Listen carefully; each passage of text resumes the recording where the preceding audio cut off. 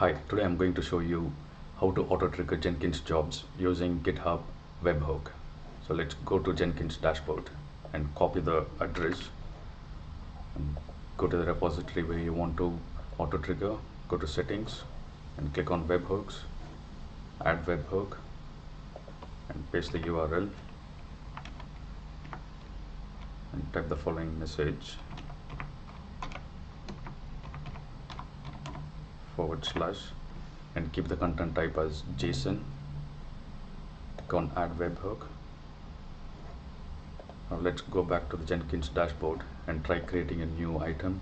I'm going to call this as a job 1 and I'm going to select the item type as freestyle project. Click OK and scroll down. Under source code management, select git and copy the repository URL. Paste it. Since this is a public repository, I don't need to add any credentials. Scroll down. I'm going to call this branch as a main branch. Under triggers, select GitHub hook trigger for git SEM polling. Click on apply, save. Now go back to the repository and let's try and make some changes to the file. I'm going to edit this file.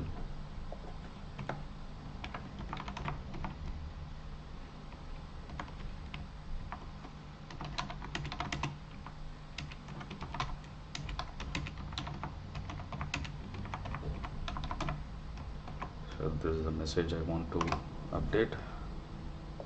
Commit changes. I'm going to add the commit messages. Add a demo webhook message. Commit changes. Now let's go back to Jenkins to see if it has auto trigger. Yeah, there is a job. It's building. So let's verify the job is success and let's go to console output and verify the message what we have updated. It appears here. The commit messages added demo webhook message. This job is successful.